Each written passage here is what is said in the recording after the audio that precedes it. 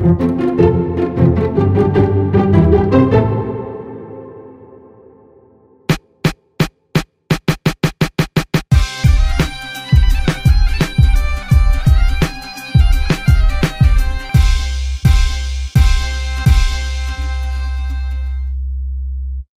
up, everybody? Welcome to the GameOverGreggy show. I'm one of your hosts, Greg Miller, alongside the producer slash seducer, Nick Scarpino. So that was it. That's where we're at right now. Yeah. Oh, okay. We were. I thought it was gonna be a lot more dramatic than that. Oh no. Well, I mean, like the hat moment was pretty cool. That's a really cool moment. That's dope. And it was. So what we're talking about is in the pre-show, we talked about The Walking Dead. No spoilers for the show and how definitely spoilers for the pre-show. Definitely spoilers for the pre-show. Great spoilers. And so how I thought it was a cool ending or whatever for what they did for that last episode, the Rick Grimes finale in quotes. No, I thought it was made me interested to see what next week's episode is for sure. Yeah. Okay. I'll buy it off Amazon or whatever, rent it. There's maybe like a 10% chance that one day I'll stop back in on The Walking Dead to see what's going on. But it would have to be. I feel like it's going to be one of those things where once I know they're gonna wrap up the main Walking Dead, that I would then be like, maybe I'll marathon through to see. But I just feel like right now a show that's on that level where there's no end in sight, where it's kind of hit or miss for me, I just don't need it. Oh, I hear you. Yeah. Trust me. I don't watch a lot of television or movies. So it's just like, that's why I haven't really missed it since I left it. And I didn't leave it on bad terms. It's just like, all right, I still read the comics. I still play the games. Yeah. I'll get my Walking Dead there. I don't need to see this right now. I think I finished it, or I saw it out at least till I think the end of the season where they started going to war with Negan. Yeah. And like Negan came to the what's their Hilltop compound called? Sanctuary? No. What's the one where there's just the neighborhood that they were in that Rick Grimes? Didn't they call it? Oh, you're right. It's not the Sanctuary. The Hilltop's the one where. Yeah. Hilltop's is where the mayor was and where he was living and shit. Sanctuary is like the kingdom, or no, the kingdom's the other thing. Anyway, long story short, you remember when they attacked that, and for some dumb reason, they're like tiger attacks and all that shit. Yeah, but for some dumb reason, it was like the worst. Like Rick needs to just take a couple classes in like warfare, because he has no idea how to flank people, and they just let them get out. He was so dumb. Yeah, but that's the point where I'm like, I'm getting mad at this show, and it's a show, and I need to stop watching it. Sure. No, I understand that. That's what's going to happen. Yeah, I forget what it was for me where I stopped watching The Walking Dead. But it was, just like, all right, I don't need to come. Oh, it was, they did one of the mid-season breaks, and they came back, and I didn't even know they were coming back, and somebody on the morning show was like, hey, what did you think of last night's episode? I'm like, is it back? And it's been back for like 3 weeks, and I was like, well, that's gone. No. I can't sit down for 3 hours and catch up. Please, you kidding me? I got things to do. There's games to play. You know how much Persona that is? That's a lot. You see all this fucking shit they just announced for Assassin's Creed Odyssey update in November? Fuck me, man. But I'm so excited for you. I know you are. That means a lot. How you doing? I'm good. I'm looking, I'm going to take Friday off, I think. Yeah, wow. So that's nice. Must be nice. It's really nice. Yeah. And I recommend it. Because I have not stopped. I don't think I've had a day without something major to do in like 18 days. Are you taking like so what are you doing? Are you taking time? Are you doing nothing? No. No, what are you doing? Driving to Tahoe. See, that's not, but is it a relaxing Tahoe time? It'll be a relaxing Tahoe trip. I'm going to see my family up there, so. You gonna hang out with Snowbike Mike? Maybe. You gonna go see maybe, him, actually. I might hit him up. Yeah? Be like, what up, dog? Let's get some Mountain Dew Blast or whatever the fuck he drinks up there. He drinks Gatorade. Does he drink Gatorade? He's got them pugs. I thought he was like a Mountain Dew guy too. Probably. I mean, look at him. Yeah. No, I'm just going to see I haven't been up to Tahoe to see my sister-in-law in a long time, so we're gonna go. Me and the missus are gonna drive up there on Friday and I was gonna just take the day off to make it a little earlier, so we don't have to leave after work. Smart. Yeah. And yeah, looking forward to it. Looking forward to it. You guys are just going again though. You got that Saturday stream. Xbox Louises. Yeah. When did they bring back XO? This is this year. What was the last XO they did? It was like 2007 or 6 or something. That's what I thought. And Joey was like, oh my God, you're old. But I was like, because I was talking about this, I'm like, they used to do an XO a long time ago, which is where they announced like the 360 or showed the 360 for the first time. Remember that? Something like that, yeah. Something like that. And I was like, I wasn't even in the industry at the time, so it all blends together. I mean, it was weird. Yeah. I remember that being a big event. Why did they decide to bring that back? We'll see. I mean, they're doing it's a fan event. You know what I mean? It's in Mexico City. They're going to make some announcements. They say it's going to be the largest inside Xbox they've ever done. So that's why we're coming in to stream that and do that. Oh, super fun. If you're watching live or watching on Patreon later, remember, Saturday, 12:45 p.m. Pacific time, we're going to be going with a reaction stream watch along with me, Tim, and the What's Good Games ladies. Twitch.tv/KindofFunnyGames. Nailed it. You crushed it right there. I'm very proud of you. That's what you can be. It's good. It's good. I'm excited for you guys on that one. Thank you. We're looking forward to it. You crushed in the stream, by the way, yesterday. What a crazy thing you did. Sure. 34,000 people at one point. 40. We were all watching from The Habit, which is the burger place that we went back to today because we liked it so much. and we just could not believe how many people were watching. If you missed it, ladies and gentlemen, we're recording this on a Wednesday. Monday and Tuesday I was in LA, and on Tuesday I hosted Streaming Dead Live for Overkill's The Walking Dead game that launched yesterday on Steam. That's fun. And yeah, it was if you missed it, it was like, hey, they basically pitched like, it'll basically be like an up at noon interview show mixed with physical challenges, mixed with a bunch of people playing the game from a zombie bunker. And it was like, okay, it's hard, and I'm not ever trying to throw anybody on the bus here. It's hard for me to tell you, the listener, viewer, the amount of times we've been pitched something like that, and it sounds amazing, and then you get there, and it's not drastically different, but it's way lower. Just maybe not hitting the mark of. And this place did not have that problem. No, I saw the image that you put out on Instagram. And I might be misremembering this, but I thought you put one out where they comped you into a TV or some shit like that. It wasn't comp. That was really done. They bought an old Zenith CRT TV. Oh wow! And they put a decimator to it and had a feed of the thing. And like, I know it was a 4-hour long stream where we'll get to the people who were playing, but the game was being played. We did physical challenges, and I interviewed people. And so they did this like again, this is, man, we're getting nerdy here. The production company on this was Attention Seekers. They are the people who do the IGN esports challenges I've done. So the WWE one and the UFC one. They're great people, really talented team. And yeah, they came in on this one, not last minute, but within the last few weeks, because something had happened to the other team. And they rented all the shit. The space was already there, because this is, Starbreeze uses this space. This space is the old BuzzFeed office in LA. No shit. Yeah, over there. So like, it's like designed to have all this stuff in there. Studio, and they went in there and they just put up, the trusses like we have and rebuilt everything. But yeah, they did I'm not one for like shots or something, but like, that's you and Tim. Like, make things look pretty. Sure. But when I did the Skype interview, my backlight is not good enough. Exactly. When I did the Skype interview with one of the guys over in Sweden, they did it where they had him on the TV next to me. So I turned in my desk and was talking to the tube TV. That's cool. And it was like, that was actually a real, I saw it like out of the corner of my eye in the shadow. I was like, that's actually a really cool effect. But yeah, they went in, they got all this post-apocalyptic stuff. They had all this, shit. They put up logos. They had cups printed. They had the beat up couch. They had professional zombie makeup and zombies walking around. I saw that. It was really cool. It was really cool. And then of course, and I don't mean to be totally ignorant to everything happening, but don't worry about it. I got that covered. Thanks, buddy. They, hit me up and they're like, hey, we're doing this thing. And they're like, all right, cool. Like, we've hosted streams like that. We've been part of the streams before. Like, yeah, we're going to get a bunch of different gamers to come in. And it's like, we're going to get Shroud. And I'm like, okay, I've heard of Shroud. I know he plays with Ninja once in a while. They're going to get Jay Ghosty, who's Ninja's manager and wife. They're going to get Angry Pug, and they got Ammunition. And I was like, okay, Angry Pug, I don't know. And I heard a little bit of, I got a brief on him, and I didn't know, I get a brief. I'm like, all right, cool. Like, I know what it's like when we show up at an IGN or a GameSpot or whatever, and like we bring the best friends and it's cool or whatever. But like, yeah, we're doing the show, and it was like the first time they kicked over, I kicked it over to Gameplay, and they kind of ran the show, and I went back and I opened my computer and got Twitch chats open. And then I was like, I wonder how many people are watching, and I was thinking like 3,000 or 4,000 or whatever. 40,000 people, and the chat was just like, fucking show Shroud. Why are you showing Shroud? I was like, oh. I've transcended into this streamer culture in a way that we usually don't. Yeah. We're very happy in our traditional mainstream press lane and like, oh yeah, streaming's a big deal and that's cool. And then to be like part of like, oh, this is different. Okay. Well, I mean, it's weird. It's a weird too, because it's not like we don't put out pieces of content that occasionally get like 40, 50, 60. Oh, sure. No, views. and like our post E3 streams, right, do like 20,000 people. Yeah. And the game showcase is gonna, I think, fucking crush. But it is just kind of weirdly foreign to be able to like turn on a Twitch stream and see. I mean, 40,000. It's just that thing of like, watching live. Okay, cool. I know.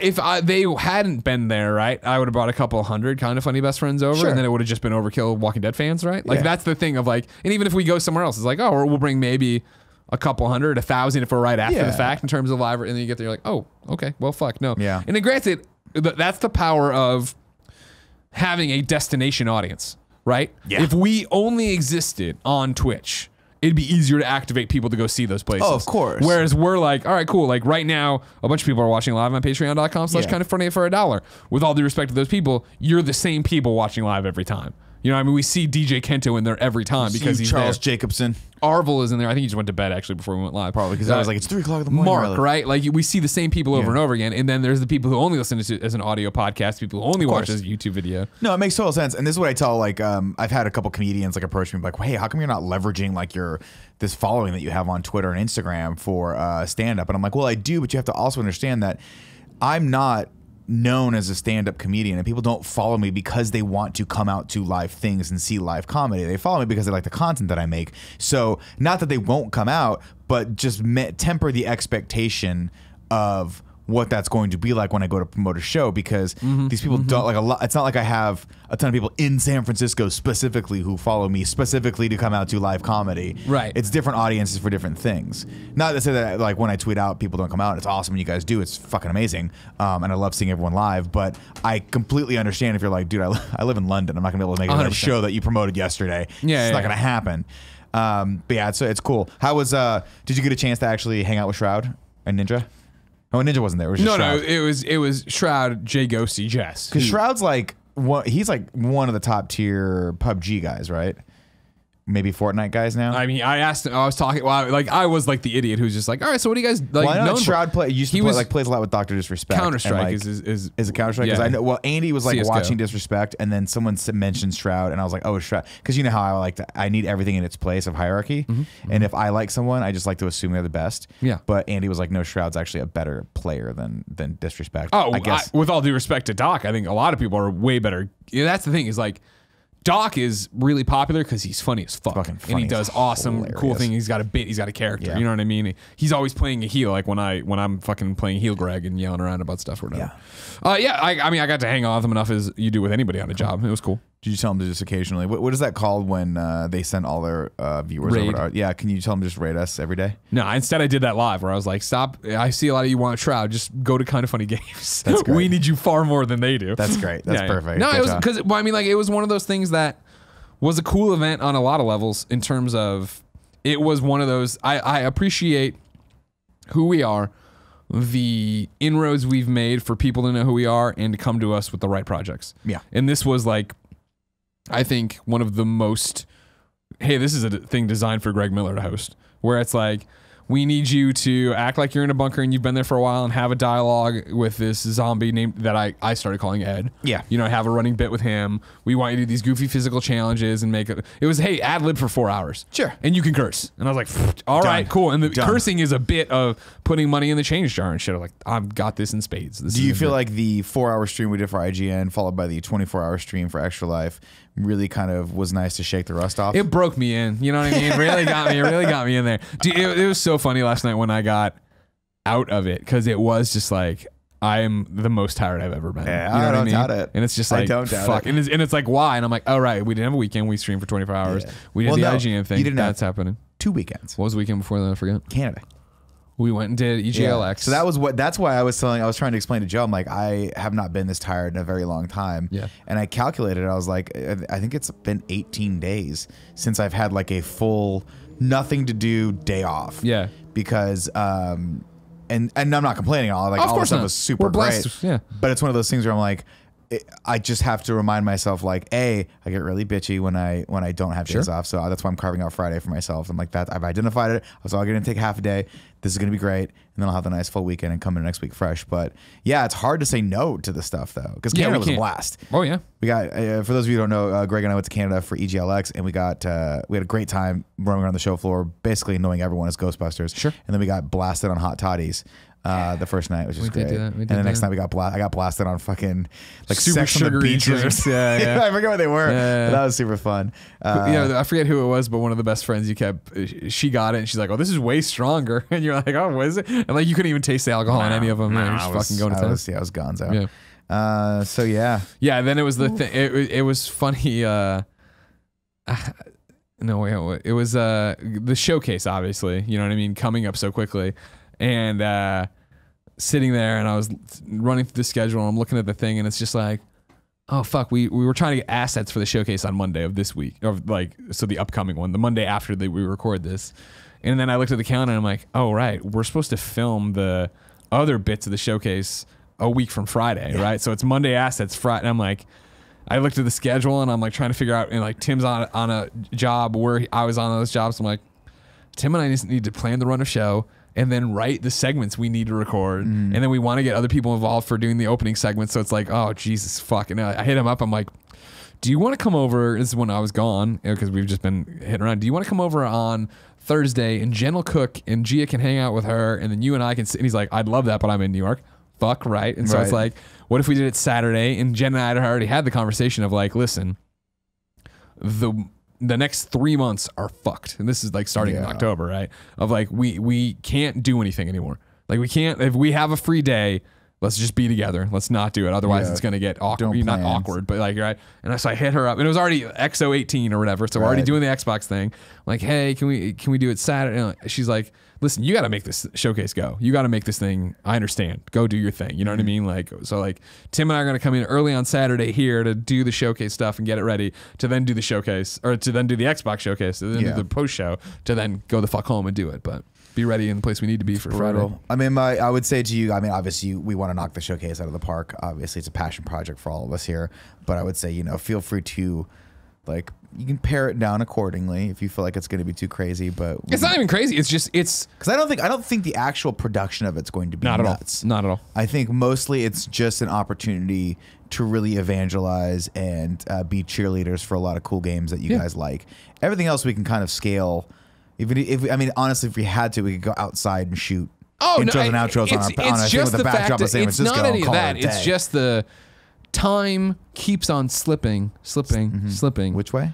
Into the future. Yeah, that's right. Sure. And so when I'm not paying enough attention to it, where like I made the joke when I was talking about Extra Life a few weeks ago, right? Where it was Andrea and Jared kept fucking hounding me for like, what is the plan for Extra Life? When are we coming in for Extra Life? And I'm like, I will email you when it's the appropriate time. And then I looked at Ken, I'm like, oh, Extra Life's next week. That's why they're asking. Yeah, that's why they're like, it's the appropriate time was 2 weeks ago. I fucked up. Sorry guys.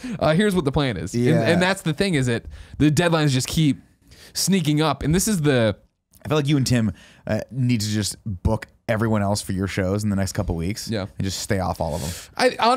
I think it'll be that we get the lion's share of it done on Saturday. Because it's literally, you've done this before. Oh, like yeah. A run of show is going to be simple. Where do we want to start? Where do we want to go? Yep. And then it's going to be put the video game in here in terms of the asset, and then in front of it, what it would be said, and on the end of it, what would be said. And then go that way, rinse and repeat. Easy. Yeah, it's not gonna be that hard. You just need to sit and... We just need to sit down and make it happen. Do it, yeah. That's actually... It's funny because I find that to be a lot of the time-consuming stuff here, which is it's not hard. Yeah, it's stuff that I know we can do very simply. It's just getting all three of us in a room, or two of us, or the stakeholders in the room to do it. Yeah, ends up being, that's the hardest part. Sure. And like, no, like a perfect example was that Ghostbusters short that I wanted to cut for a year. It was like, it's not hard. I just needed to carve out 6 hours on a plane ride. It's the same thing with like that dude next to us that was oddly familiar with what, like, remember that guy that's in the middle of us on the way back? He was like, are you guys gonna, this is what this guy does. This is the hard sell that he tries to give us. He's sitting in the middle of us, the shit seat. And we start talking a little bit, and he jumps on the opportunity. Remember, he was like, do you guys want to sit next to each other? Because I'll totally take the aisle seat. And I'm like, no, motherfucker, I don't want to. Then he did, he saw me in like, I had the Twitter sweatshirt on. He's like, I used to work there, or whatever. And I was like, all right, cool, headphones on. I'm like, I don't want to get even remote. I don't want to get in a 50-foot radius of having a conversation with you. Not that you're not a nice person, but just fuck off. He was weird, dude. He was weird as fuck. He's probably watching right now. You can't say that. He's fine. He's fine. No, yeah, it's just the fact that it's going so quickly, and this is what I've noticed. We'll get it done. We get everything done. No, I'm not worried about it. It's not a concern. It's just the thing that your parents would always try to tell you, or at least my dad used to tell me growing up, of like, you know, the older you get, the faster it goes, and that's true. But it's also the busier you get, the faster it goes, because it becomes there's all these things on the calendar. And so I'm so focused on the next objective that the objectives are coming so quickly that you don't think about until you look back and realize it's over. Yeah, I know. And it was the same thing of Extra Life, where it's like, oh fuck, Extra Life's coming up. It's here. It's done. And this Walking Dead thing, I like. For me, it's always airplanes and showers, where I'll be on the flight in, and I'm like, all right, time to get psyched. This thing's about to happen. This is job. And then it's also that thing of like, it's almost a blink, and I'm on the plane leaving. Yeah. And I'm like, the job's done. Canada was that way. Yeah, totally. Canada was. I was like, that was good. Yeah. You leave with a good sense of like, we really connected with people. We did some great work. We had some great stage time. Yeah. And then, but I think it's, Yeah, I think that's why it's. I don't think that's ever going to change, and I think hopefully if we do it right and we continue to do what we're doing, like that'll just get to be a even bigger. I don't want to say problem, but that'll just keep getting. It's amplified. a wonderful problem to have. Hey, Absolutely. we have so much cool shit happening that it's always on top of us. The next big thing. Yeah, and so that's why I say like that's why I try to. I just know myself that when I start to break down, I get snippy. Oh sure. So that's why I'm like I gotta do you all a favor occasionally and take a day off. No, and that's what we all should do. You know what I mean? That's the right thing to part of it. Yeah. Plus, I also feel a little bit bad too because what we do echoes throughout the rest of the group. Because like Extra Life was so fun that nobody really wants to leave. Yeah. And it's like you gotta almost like cut people off, like get the fuck out. Sure. Yeah, totally. Get out. That is or else you're gonna burn out and you're gonna die. And like, I haven't seen Andy since Extra Life. He's probably dead. I saw Andy yesterday. He's fine. No. Yeah. Just didn't want to see me today. Is that Andy? I think I can't tell if Andy hates me or not. I think it's possible that he does. Yeah, I know he does. He does. I don't know for sure if he hates me or not, but I have an inkling that he hates me. Yeah. You know what I mean? He probably loves me though. I'm probably just being paranoid. He probably loves me. Probably hates you. But no, it's you know, Jen's got a green card interview coming up, and that was so far out, and then she was like, "Yo, for real, you have to find your birth certificate because that's one of the documents required." And I was like, and like the first night I had gone through and torn apart like our filing cabinet, I could not come up with it. And I'm like, I can't remember what my birth certificate looks like. I don't know where the fuck it is. But that night, this is like night one. She had said that, and I did all this. I went online, and it's like super easy to get your birth certificate. So I was like, oh, okay, no problem. And then she poked me like on Sunday. I'm like, all right, let's go to the grocery store. We had just come back from Extra Life, and it was like, all right, let's go to the grocery store. And she's like, before you do that, and I was like, oh my god, a week's passed already. Like a week has passed since I put a pin in this. I'll email from work tomorrow on Monday. I was like, fuck, all right, and sat down and busted it out and like had to go through all these hoops, of course, because it was this weird thing. I went in to request it through the digital form or whatever. And then it's like, all right, cool. You know, we're it's the weirdest thing. I went online, it didn't work. Not that Thanks, weird. United States government. Right? But I'm going through it, and then it started asking me questions to prove my identity. And I'm like, sure. And then it started asking me questions about this place my parents owned years ago, and like, who was the mortgage, or what did you pay for this property, and like who was the, and when I got that probably wrong, they were like, who gave you the mortgage on this, and I was like, I can call my mom and dad right now. I'm like, I can also just blindly say, I'm gonna get out of this. And then it was like, it locked. It's like, no, you need to prove your identity. And I'm like, fucking goddamn it. But no, it actually worked out really well because I sent in my ID and they did it in 2 seconds. Oh, okay. And then I got them. They were waiting for me here. Which, by the way, interesting fact about Greg Miller, may raise some questions for you. Not a natural born citizen. I looked at my birth certificate for the first time in forever, right? Turns out, you'll love this one. Accidentally, they put me down as female. And then there's a line through it with male typed over the top of it. That makes a ton of sense. Yeah. That makes a ton of sense. They looked at me like, I don't know. Sheriff. Could go either way. We don't really know.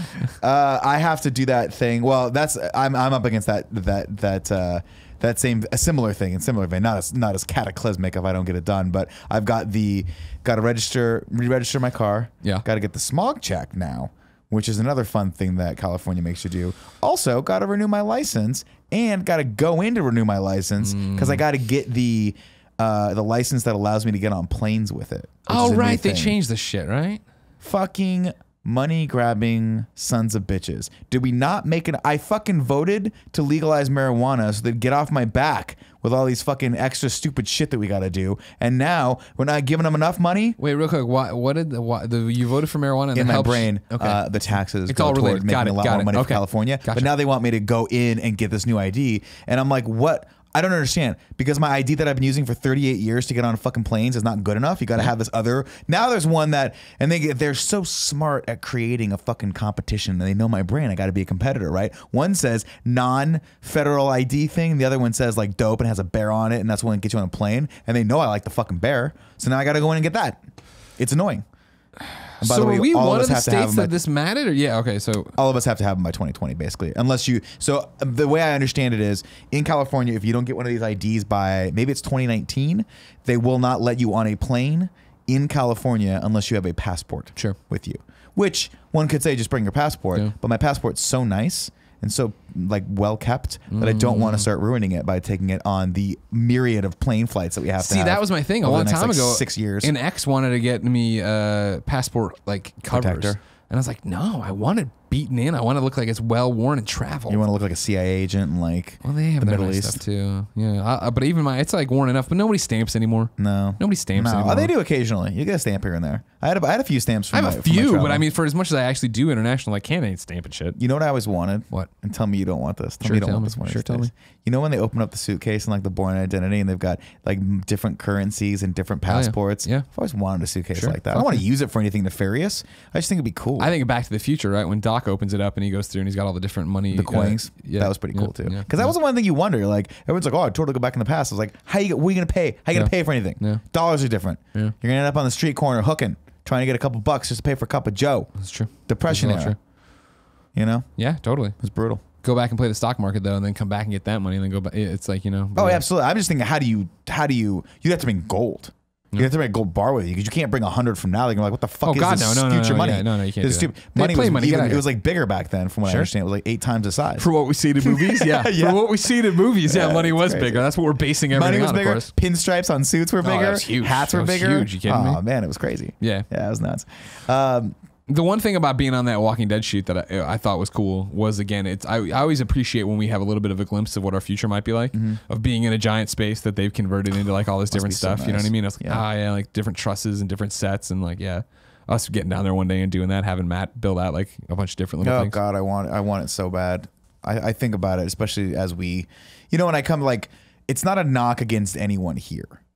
I love everyone we work with. It's just we're always so on top of each other that I forget how much more relaxed I am when we do have the space. Yeah. And so that was always the lovely thing about IGN was if the editorial pit got a little too crazy, or if there were too many people, or if there were guests or whatever, you could always get up and just go into a conference room or go sit in the break room. Yeah. That had bean bags and shit, or you just fuck off and like, I don't know, go to another part of the building so people couldn't find you. Yeah. Namely, I used to just go work in like conference rooms so Fran couldn't find me. Sure. Well, I need you to do this thing that other people need me to do. So I'm like, I don't want to do any of that stuff. I don't understand what it is, and I'm just not going to do it because tomorrow you're going to, someone's going to tell you not to do it. I have no idea what you're talking about, and I refuse to acknowledge it. Goodbye. There were so many times at the old job where I was like, it would be, you would get directives passed down from executives that didn't really understand how content creation or anything worked. Of course. And then like your boss would be like, we have to do this. And you would look at him and be like, it's not going to materialize. Like I'm going to spin wheels on this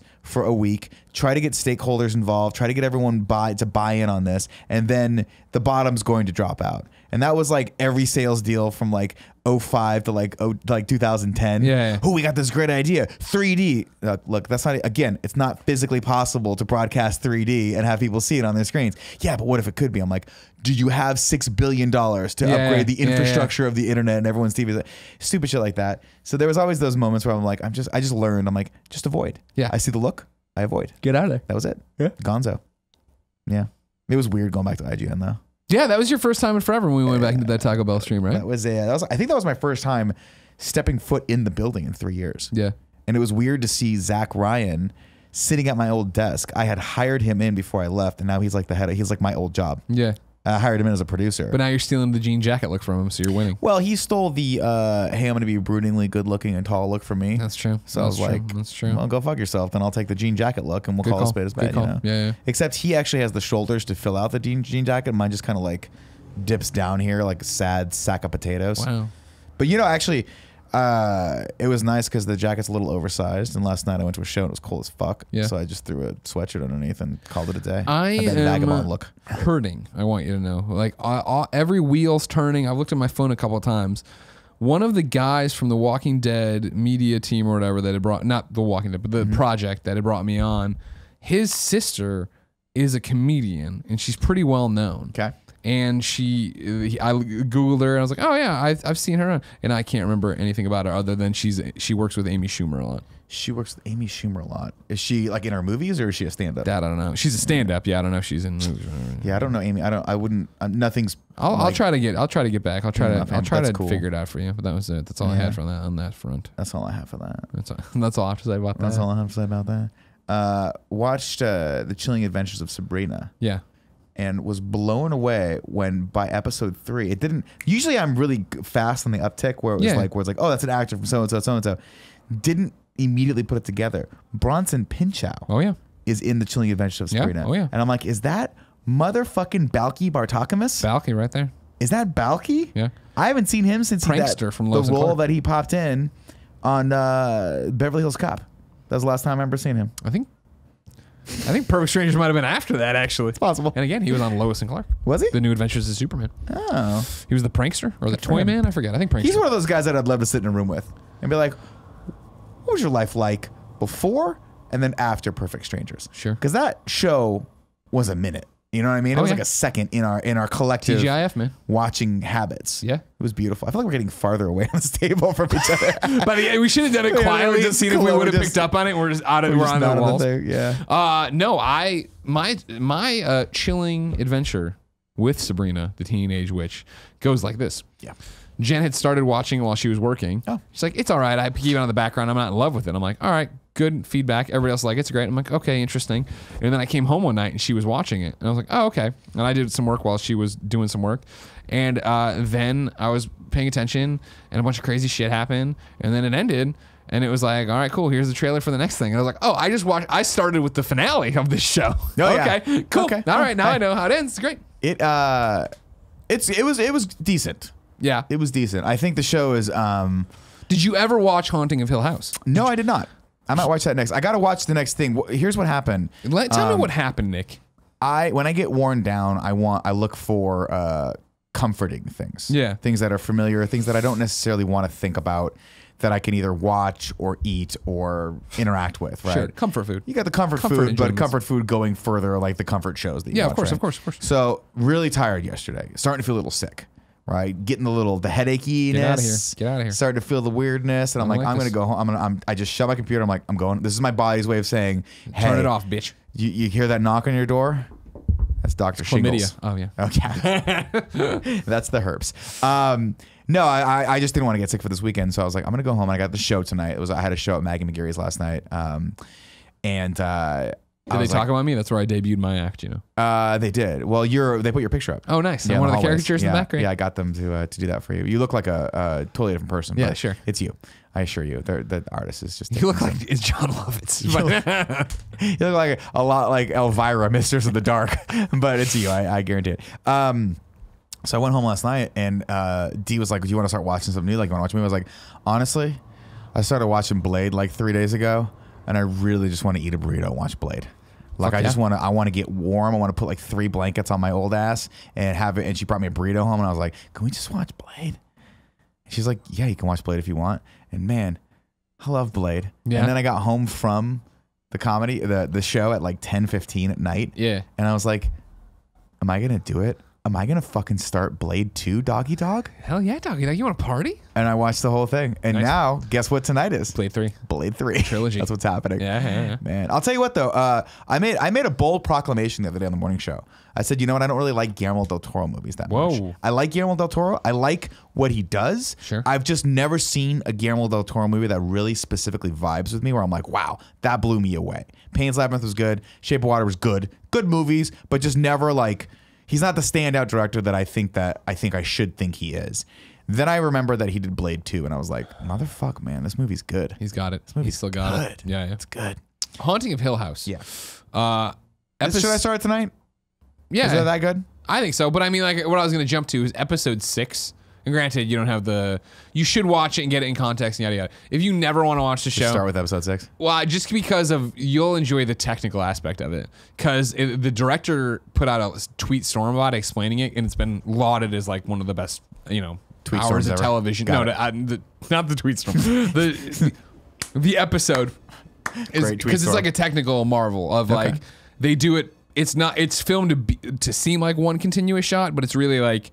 I think it's 5 or 6 very long continuous shots put together. Sure. And so you watch it to see how they do it, and you're like, holy shit, they're doing this, and then go back and read how they did it and where they had to like build the sets to hide people so they could run out and they could run away and that's cool. people move in and out. And shit. Overall, I thought Haunting of Hill House was a lot of fun. I loved when they did that shot. I think it was like episode 2 or 3 in season 1 of True Detective. Oh. No, they did it the first time I remember seeing someone. I mean, they've obviously. I remember this. Yeah, right. And they like. Fuck, man. They followed him, jumps over the fence, goes into the house, beats the shit out of the guys, grabs the one guy, throws him over the fence, throws him into the car, and they're gone. Yeah. And it's like done in one continuous shot, even though I think there was like a couple edits here. There's little things there. Yeah. But I mean, obviously, the director of of season 1 of True Detective wasn't the first person to come up with a long shot. But, a long take rather, but yeah, that was really well done. And then then Daredevil did the hallway shot. Yeah, where it was that awesome choreography and just went on. It went on started so season long. 3. Did you? Yeah, just watched episode People 1. People are saying it's good. I watched episode 1 and it's definitely a back to basics. All right, this is what I enjoyed about it. Is Foggy in it? Yeah. All right. He's got a shorter haircut though. Well, that makes me happy. Yeah. Okay. Yeah. But Kingpin's back. Who cares? That's true. Yeah. Daredevil's one of those shows like The Flash that I'm like, hey, I have it. I keep it on there just for when I need it. Sure. I've given up on, obviously, I think Iron Fist got canceled. Yes. Defenders, Luke Cage got canceled too. Luke Cage got canceled. Those I didn't like either of those. Which I think is a weird announce that you're canceling a Netflix show. Unless you said we're doing a season 3, then I don't think it's a cancellation. I think they've set the precedent now that they're going to keep going until they say otherwise. Okay. So yeah, canceling. I know it hit Tim hard when they canceled American Vandal season 2, which is or they canceled the next season of American Vandal. But even that one, I was just like, all right, cool. And like, I loved American Vandal season 1. Obviously, we all fell in love with it. Did not need a second one. I thought it was perfect. I started season 2, and it was the same thing. I'm like, okay, I'm not like as into this anymore. Like I'm not like gonna fucking go to my way. It's one of those. I'm like, I totally understand this, but if you don't have what's his name, Jimmy Tatro, I'm out. Those are the 3 kids. I just were like, they were to me they weren't they were kind of the backdrop for all the other players to kind of to really paint on. So yeah, I didn't necessarily need to. I don't need to go down that road. In the hotel room the other night, yeah, because I was all tuckered out. Slow jerk. Oh, of course. Yeah, naturally. But more importantly, I got in there and I was like, "Where'd they put you up? Someplace fun?" Farmer's Daughter. It's a boutique hotel. Oh, cool. Awesome. It was really, really nice. That's awesome. Sometimes you get a boutique hotel. Like, what are you trying to fucking pull? Sometimes you get the boutique hotel and you're like, you just painted over the wallpaper from the fucking Holiday Inn. This one was super rad. Cool. You walked in, they had like this giant floor to ceiling mirror along in front of like the bathroom, not in front of the bed. In front of the bathroom thing, and it had hooks on it, so you could like hang your stuff on the mirror. I was like, that's pretty cool. I like that. Anyway, so turned on the TV. I was like, I want to watch something. I don't know what it is. I was flipping around, stopped on Arrow, which I haven't watched in however many seasons. Yeah, I don't know where we're at. And let me tell you, whereas we talked about in the pre-show, no spoilers, jumped into Walking Dead, and I guess I've only been gone from The Walking Dead maybe a season and a half, maybe just a season. I don't even remember. But and I was able to drop in and be like, oh, I understand what's happening here. Drop back into Arrow, and I'm like, who the fuck are any of you people? And like Felicity walked in to yell at Laurel and like totally was like, spoilers, I guess, for Arrow, because I don't even understand it, but like, you're not the Laurel, and not even, it wasn't even, I don't think she's Laurel from this dimension. She's like just not Laurel, period. I'm like, I don't know what the fuck's going on. I was like, I gotta bounce out of this shit because I don't understand what the hell you're talking about. I'm sure the same would happen for Flash too, by the way. Yeah, well, yeah. I need you to give it to me. Laurel. He's not even there anymore. He's Laurel's down. Is he down? I have no fuck idea where he's probably been gone for fucking years. Laurel, you telling me? Yeah, you telling me? You tell me. This tell me the Arrow shoots arrows, shows up over here, and he kills people. Now, Oliver Queen, that's a funny story. You telling me that's your sister? You look nothing alike. Well, come on now. That doesn't matter. That's weird. They're all super. I love that this like slowly. And it didn't occur to me till way too late. Everything occurs to me way too late. I'm always the last person to know. But I didn't realize that they were just like going to slowly give every single character on every single sub CW show superhero powers. Sure. And I'm like, okay, I get that. Yeah. Like now there's like 15 speedsters on Flash. Yeah, of course. Everyone's a speedster. Everyone who fights is a speedster. Yeah. It's just a thing. No. Yeah. I would have grounded that a bit more too. You think? Yeah. You think? Same thing with Arrow, where I'm like, I tuned in for Arrow, and it's like, oh, I remember you guys. Like, you're his not sidekicks, but you're also. But it's weird that they call her Speedy. Well, not even. Roy Harper was in this one. I was like, oh, I remember you left the show, and now you're back. I have no idea where fucking Speedy is. His sister. I don't even know what the hell's going on with her. Yeah, she's probably dead too. Everybody's dead. I think what's her name? Willa Ford, is that her name? No, the Willa Ford's saying I want to be bad. Thank you. But Willa is, that was the Willa Wonka. Oh, Willa Wonka, my favorite. Willa Wonka. Yeah, I follow her on Instagram still. Yeah. She has an interesting life that she leads. Don't they all? Don't they all? Yeah. Do you think people think that we're that cool that follow us? No. Because when I see her Instagram, she like does modeling and stuff and looks amazing, and all of her pictures are amazing. And then I put up pictures of me like photoshopped into stuff. Maybe I haven't done that. What the fuck am I thinking? Oh, it was the Ghostbuster thing. That's what I was thinking. Like us photoshopped in Ghostbusters frames, and people just must think we're outrageous. Well, I think we're idiots for sure. Well, every once in a while, I'll like my people that do comedy with me occasionally, like fellow comedians in San Francisco who don't know what we do, are just gobsmacked when I put something out. They're like, "What the fuck are you? What do you do all day? Sure, who are you? Yeah. Like they just don't get it. Like one of my friends was like, "Well, who are the best friends?" And I was like, "Oh, it's what we call our community." And he's like, "What's a community? What the fuck are you talking? Like, what do you do all day?" I was like I talk about things. Sort of. No, it was the same way for me, kind of, not really. But at this Walking Dead thing where I was like, oh, cool. And then like, we all started like tweeting, you know, at me and Jay Ghosty and Shad and all this stuff. And I was like looking at their numbers and I'm like, oh wow, they're gonna see that I have more followers than them on Twitter. That's gonna be pretty impressive. Yeah, they're gonna be cool. And then I popped over to Instagram where most of them were way more active and kicking the shit out of me. Like I was like, oh, they're thinking I'm cute. Million. They're thinking it's cute that I'm hosting this thing. I'm like, fuck. The one thing is well, for one, I think that you're probably a better host than them. I mean, they're like numbers don't count. Oh, well, I think it's a different skill set. No, totally I know that. Skill set. But two, man, it is just a constant reminder. Everything's relative. Yeah, of course. Everything is fucking relative, and that's the way you go. Oh, we're already to the point where you draw the Superman logo. Can I not doodle while listening? Because I love listening and doodling. Do we have topics today? Or if you didn't know, ladies and gentlemen, this is the Game Over Greggy show. Each and every week, 4, sometimes 2 best friends gather on this table, bringing a random topic discussion for your amusement. If you like that, head over to patreon.com/kindafunny. Like so many of you did and do each and every day. Right now, many of people are watching us record the show live for $1. Every Game Over Greggy show is posted as we record it live, so that if we slip up and nips slip, you see them. There they are. Here comes some nips. He's getting them ready. Tim's got little tiny nipples. Did you know that? Does he? Yeah, he's got little BB. Who's got huge nips?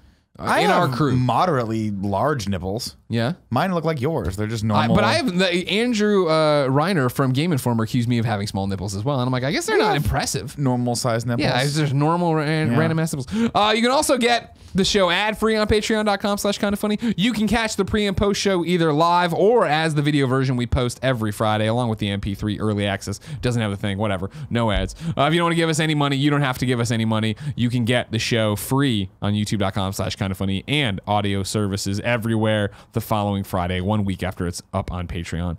I need to come up with a better slogan for that because it's just getting unwieldy. There's just too much happening. I like it. I like when you change it up a little bit because I feel like it just breaks the monotony of the messaging. Sure. You know, they can't tune it out as easily. Here's what you do. I'm gonna let's spitball right now. Tell people they can't get it on Patreon. Tell people Patreon's down. Tell people Patreon's stupid. You got to go over to twitch.tv/kindafunnygames and subscribe to our channel at the $15 above level. Oh, like tier 15 or whatever. Which we have apparently, but we just don't use. Thanks to Patreon producer DJ Kenta for supporting this show. You're amazing as always. We saw you in the chat earlier. We love you and appreciate you. And then our sponsors, Burrow and Gabby, but I'll tell you about that later. Point of clarification before you walked in, DJ Kento did in fact say that I look like I work at a snack bar at a summer camp. So DJ Kento, as much as I love your support, that cut to the core of me. Well, again, you can go to the pre-show on patreon.com/kindafunny, the video version, and you can see the debate that then starts, and then we get to go see what Joey Noel's summer camp looked like, and that is not a summer camp, that is a fucking luxury resort accommodation. That's like what do they call it? Like shutters on the, you know? Yeah, totally. Shutter, yeah, it's like for it's like super shutters during E3. Yeah, exactly. No, see, now I'll give you that you look like a camp counselor. The jean jacket and the red shirt, because you look like I'm going for Paul Rudd. Paul from Rudd Wet looks Hot like American that. Summer. No, Wet Hot American. Yeah, exactly. Yeah. But like snack bar, that's not a normal thing. Who the fuck? What does a snack bar guy look like? I feel like snack bar is borrowing the part from Caddyshack, where they have a little caddy thing where like Nunzio wants Coke. Yeah. Well, I ain't paying 50 cents for no Coke. Well, then you ain't getting no Coke. Mm-hmm. Like that's the snack bar version I can see this man working at. But again, I don't see anyone working at a snack bar in a summer camp because real summer camps don't have that. No. They got the mess hall. You get fed 3 squares and that's it. That's it. A real summer camp should be closer in form to a prison. Outdoor prison. That's what I was thinking. That it should be 100%. To a resort. Like my summer camp was closer to the fucking prison in Holes than it was to whatever Cancun estate Joey's going to. I'm telling you, I've known for a while that Joey was pampered too much. And Pampered chef over here. This is more examples of it. Joey, you're on the shock mic. What's happened? I just came in to see if Nick actually was dressed like some sort of summer camp employee. And I walk in, you guys just talking more shit. Yeah. You're not in the room. You're allowed to do that, remember? What's your hot take on my dress today? Am I dressed like a summer camp employee? I feel like you're just missing aviators. Yes. Then it would be Paul Rudd from Wet Hot American Summer. I mean, I'd be fine with that. He's a good-looking man. Counselor than Thank you. I'll take. Yes, because in a real summer camp, there is not a snack bar employee. They are all counselors. Well, there's a snack bar employee. There's a coffee shop employee. That is not what a summer camp is. Also, what kind of bougie? Like, this is how bougie this summer camp is. They had a snack bar and a separate coffee shop. that probably also sold snacks. Do you see what I'm saying? Probably fresh baked things, right? No. Some biscottis. They got fucking Mary Berry in the back, like rolling out with her weird hand. Who's Mary Berry? What the fuck is that reference? British Bake Off. Thank you Oh very my much. God, people. Yeah. No, they were strictly coffee only, and all the other accoutrements were at the snack shack, including milkshakes. I feel bad that I made fun of Mary Berry's hands. Mary, if you're watching, I apologize about that. She's not watching. She does not care. You're old and it's probably arthritis. It's not cool to make fun of. I don't know. I still want to do adult summer camp. Kind of Fuck, funny. I just want you and I to go away and not have to work. I'm done with that. Let's I'm do down it. with that. Let's go sit. Let's go sit someplace that's air conditioned. Fuck outdoors. Also true. Fuck the That's a sun. great Fuck point. outdoors. That's a great Fuck point. travel. Nick, we did Extra Life We did. Saturday. Yeah. You went home not early. You partied. You On the hung early out. side. But then you took off and you didn't come back because you had to get ready for something. What did you go do? I did my first Brazilian Jiu-Jitsu tournament. What does that mean? That means up until this point, I've done in-house tournaments. Okay. Which means that they are organized by my head coaches, and you just go to one of the gyms, and it's a bunch of guys that you know, or you've probably rolled with, or at least seen, and they do a bracket, like a round robin tournament, where basically you get like 2 or 3 matches, depending on. They break it down by rough weight classes, not age, but just like whoever shows up, they'll weigh everyone, get together and figure out the weight classes, and then you just get to kind of roll against people in a full out. 100% intense like setting. So it's probably the closest you can get to mirroring what it would be like to try and use jiu-jitsu with someone who is going 100% against you without striking at all. Okay. So there's no punches thrown or anything like that in a tournament. Usually it's just straight jiu-jitsu rules. And it's scored by In the round robin tournament. in any tournament. It's not, there's no, if it's a jiu-jitsu, if it's an IBJJF which I believe stands for International Brazilian Jiu-Jitsu Federation, run tournaments, or a sanctioned tournament by the governing body of BJJ. There's no striking allowed. It's all just jiu-jitsu. It's all grappling. It's all hold. It's all chokes and joint manipulations. And so I've done, up until this point, I've done in-house tournaments. I did a white belt tournament that I won, and then I did a sambo tournament, which is another discipline that's taught at my school, and I got just housed at that. That's the one where you can use the kendo sticks, right? No, there's no use of kendo sticks in any of this stuff. But yeah, my instructor has been pushing me, and he pushes everyone to go out and actually experience a real competition. And by that, this was I chose the U.S. Open because it just ended up being. That's a cool name. Well. I chose it because it ended up being what I thought was a good time period, and I sort of mentally prepared for it. And one of the tools that I used was I was like, I want to do a competition. And my coach was pushing me toward that because he was like, look, I want, we have belt promotions coming up, but you need to go, show me that you kind of know what you're doing. And the best way to do that, and pretty much the only way in his eyes to do that, is actually go do a real competition. And this is not, it's not, some houses, or some houses, I shouldn't say, we're not a fucking clan in the Foot clan. Some gyms will do a belt promotion ceremony. Some gyms will do tests. So you'll go and you'll have to roll with people. You have to execute technique, things like that. The way my gym does it generally is, if you want another belt, you have to go compete and you have to win. And so he's told, he tells people, look, if you go and you podium, if you get second or first place, basically, that counts a long way toward getting your belt. But basically, it's like, I just want you to go experience what it's like to actually compete in a real competition setting, not an in-house tournament. You go and there's hundreds of people who could destroy you at any given time walking around you, and you sign up and you get broken down into a weight class, an age group, and then you go and you spar, and you spar full out. And so I've been putting it off for a long time because, as you can imagine, it's slightly anxiety inducing. Sure. So this was the third time I had sort of punted it. Deferred, yeah. And it just so happened that this ended up being good. And there's another one in December that I thought about doing it to, but I had mentally sort of been like, I'd mentally gone through all of the exercises of going like, look, you're clearly just making every excuse you possibly can. Yeah. And Extra Life was going to be my big excuse to not do this one. And it's a great excuse, but we had talked before about kind of sticking to a little bit more of a schedule. And when I asked you if I was like, oh, can I just go at the beginning of the day? You're like, sure, no problem. You can do like 10 hours or 12 hours, like going from, 10 to however long you go. I was like, well, I could make the excuse of, well, I've got to, stream for another 8 hours, or I could say, what would this be like if I come off that stream and just go do it and get it done? Because I just wanted to get it done. Sure, I wanted to get it out of the off. way, rip the Band-Aid off, get that experience, and see how intense it was going to be. Because ultimately, this is one of the things that I'd like to do on a semi-regular basis. How often do these tournaments come around? Oh, there's like one every month or two. Okay. So there was one like the weekend prior that I could have been to that my friend actually on a whim competed at and was like, there was only one dude in my division and I won and it was great. And I was like, oh, that's super popular. And then I told one of my other friends that I was going to the US Open. He's like, you're picking the US Open as your first ever Brazilian Jiu-Jitsu, as your BJJ competition. I was like, why is that bad? He's like, it's a pretty premier thing. And I looked at one of the brackets. First off, not round robin. It's bracketed. And I don't know if you know what that means, but in normal sports, a bracket means single elimination. So if you have, in order to get like, basically I would have had to beat 3 people, I think, or 2 people in my division to get first, which wasn't that bad because there was 4 people total in my division, in my particular weight class and age group. So if I could have won 2 fights, I would have gotten first, which would have been great. But my friend who is in his 20s, because I'm 38, my friend was in his 20s, had 21 people in his bracket. Jesus Christ. And he was like, yeah, I don't know if I'm going to get to the end of this one. I was like, well, it's good. But again, the point, as everyone will tell you, is like, yeah, you go and you want to see where you're at. You want to try to see a quasi semi-realistic like reality for where you're at in this discipline that you're studying and how well you can execute these things. Yeah.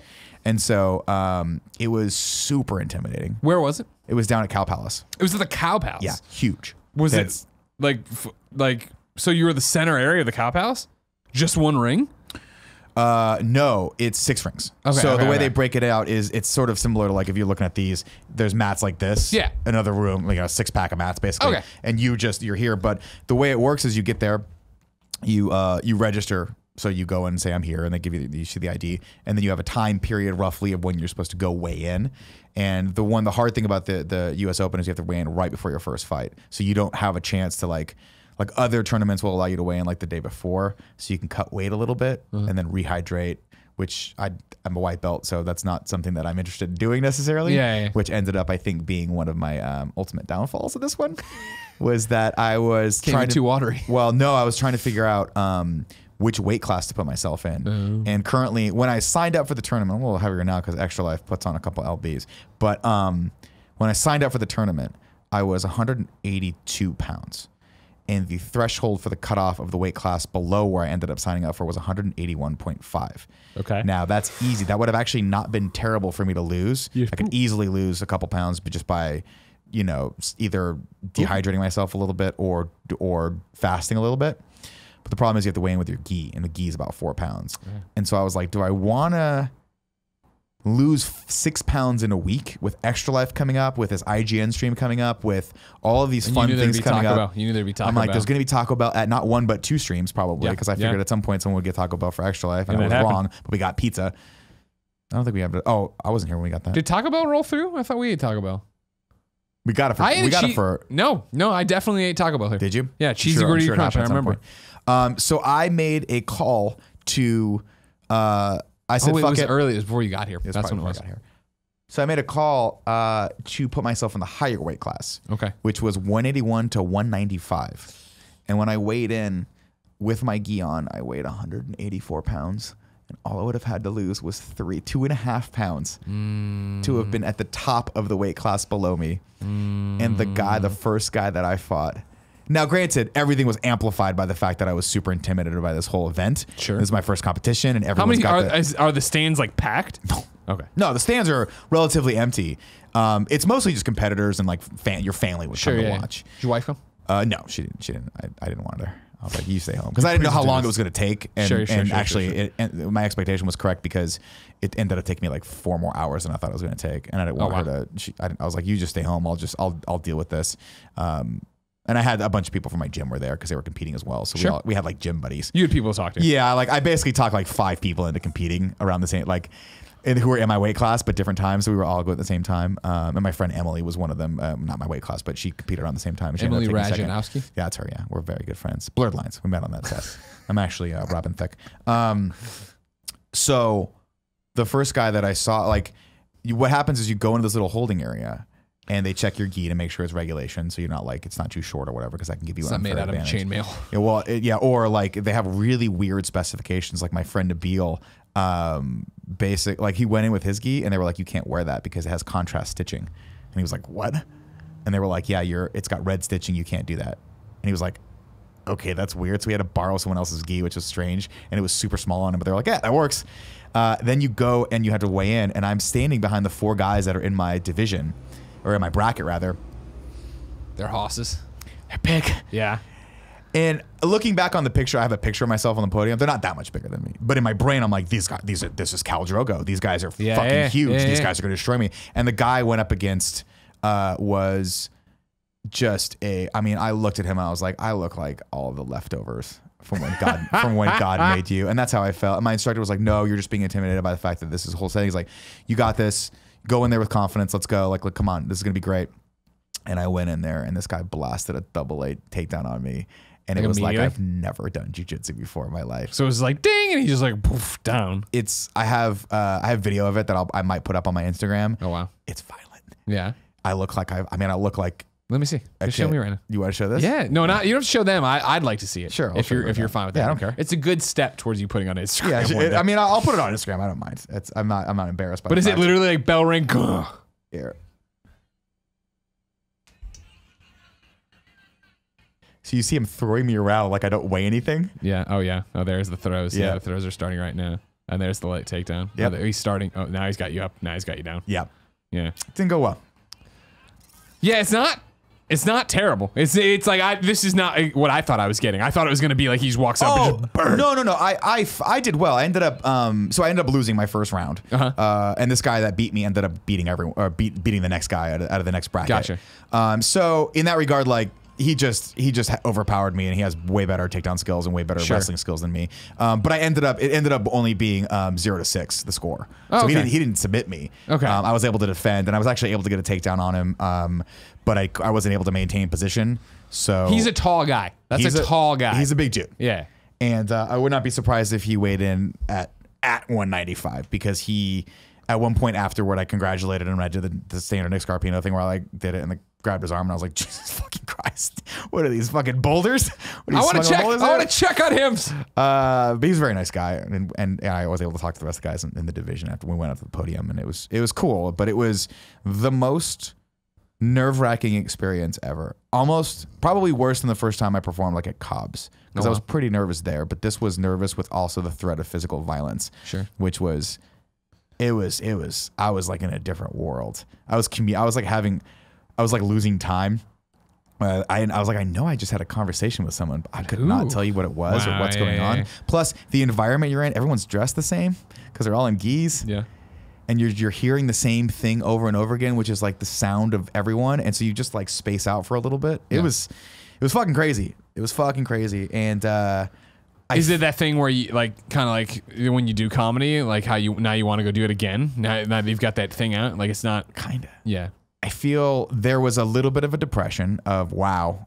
You know, I really expected to do better. I really did. And I really felt like my performances, like in sparring against other white belts to this date have been a little bit better. Yeah. But that is, I think, the point of doing a competition is to really see kind of where you're at. And so now I got a lot more work to do. Yeah. But yeah, I kind of want to do another one. Yeah. And I kind of want to get down to a weight that I feel like psychologically will, because I mean, I would tell you this, like obviously anyone who's a upper belt will tell you like a 10-pound differential, while it is an advantage, but if you have better technique, you can beat the guy. Sure. And I think I could have beat that guy, but I just got very intimidated by him first. You get in your head, right?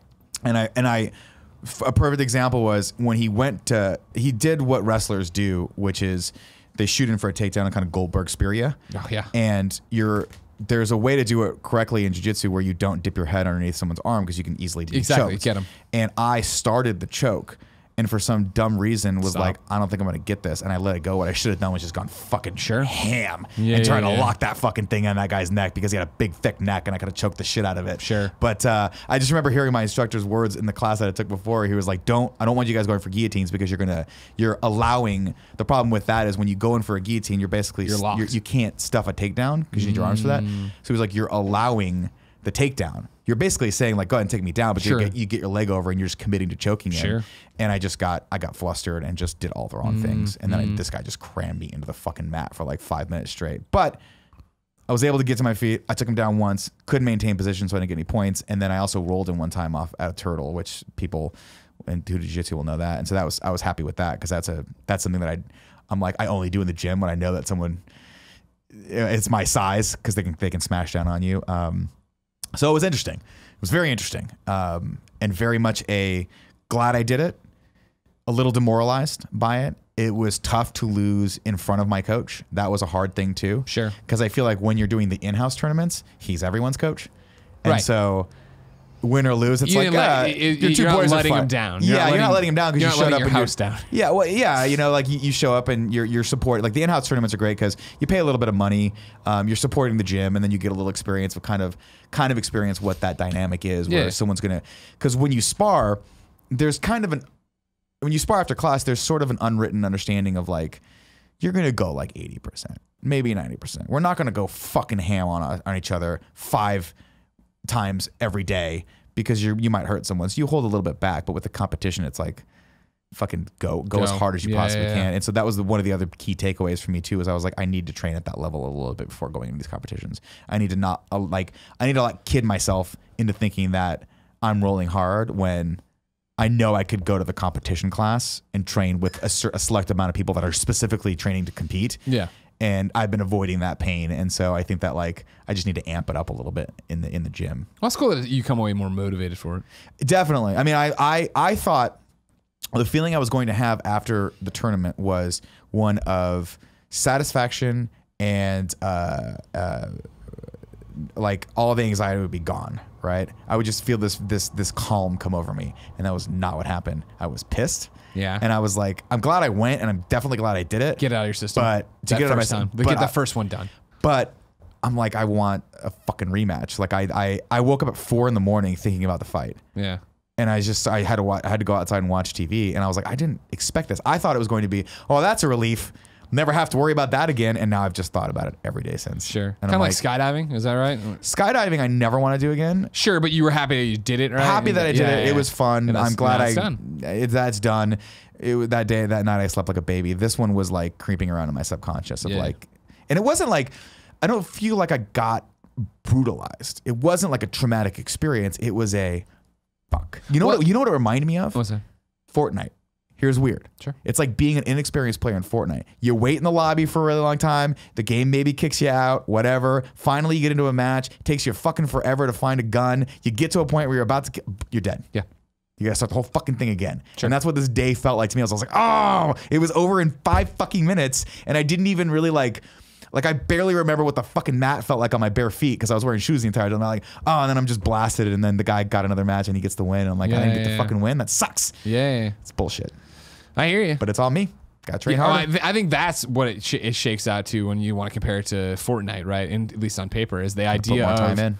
Yeah, and it's the idea that you know what you did wrong, right? Like the amount of when we play Fortnite or we play any game like that, it is multiplayer and it's a game not of skill, right? Where it is like, if I had just aimed down sights earlier, if I had just done this before that, like, and that's exactly what you're describing, right? Of like, if I would have just committed to the choke. You know, and it's easy to do that. That's why they call it, Monday morning quarterbacking, right? Or armchair quarterbacking, because you know how this plays out. You know what the decisions you made led to. Whereas, maybe you go for the guillotine and you win, but maybe it doesn't. You accept that takedown, and he's able to flip it into something else crazy and he breaks your back like Bane. You know what I mean? Like, well, hopefully no. You don't know. That was the other thing. Too. I was like, I want to get hurt. Yeah, of course. Because my shoulder's been killing me because I sprained it like 3 weeks ago or 4 weeks ago, and it's just been killing me. And that was another reason why I was like, why the fuck are you doing this today? Why don't you let your shoulder heal and come back full? But I was like, there's always an excuse. That's the thing, and that's why. Because Tim was like, I don't question your motives, but doing a jiu-jitsu competition for the first time right after Extra Life might not be the best of ideas. And I'm like, there's always a fucking Extra Life, and I mean that in the best way possible. We're always doing something. Yeah.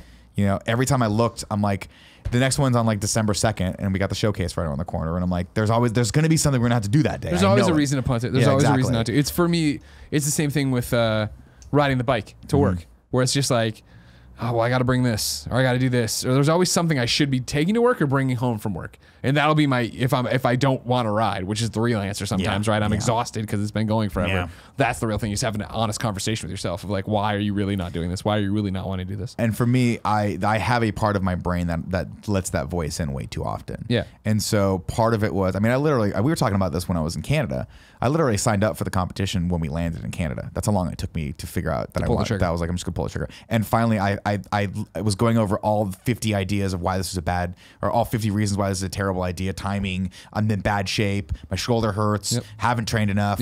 And then I was like, just fucking do it. Yeah, you got. What is the worst that can happen? You're gonna lose as a white belt. Who cares? I'm not a fucking professional fighter. Yeah, and I'll learn something from it, and maybe it'll motivate me toward training that much harder. Maybe I will do 1 more day or 2 more days or 3 more days in the gym a week. You know, maybe I will get some privates and work on some. And that's the thing, is like, it's just pushing you till what is abnormal becomes normal, right? Until what is your routine or it feels foreign isn't foreign anymore. That's the interesting part, right? Because I talked to some people and I'm like, I don't know that you ever don't get the anxiety when you go to compete. Because even my instructor, who's a black belt, is like, oh no, you still get nervous. Like, because as you move up the levels, the intensity moves up too. It's not like you're a black belt that gets to go fuck up some white belts. You're going against other black belts that want to win too, and they're insane. Like the enemy level scales with you. Oh my god, that's exactly right, right? And like I watched a bunch of black belt. There was a bunch of black belt matches that were happening because they did the black belts and white belts the same day, and they're doing fucking backflips and throwing sides and shit. No, it's not that. It's just they are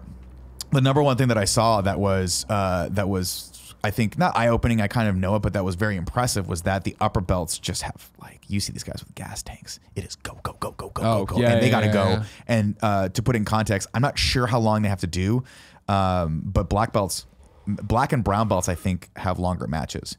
So my match was 5 minutes. I think theirs is like 8 or 9. And after, let's put it this way, after a minute of being pummeled by this guy, I was like, I'm fucking tired. Yeah, totally. And if I got to do this for fucking 3 more matches, like...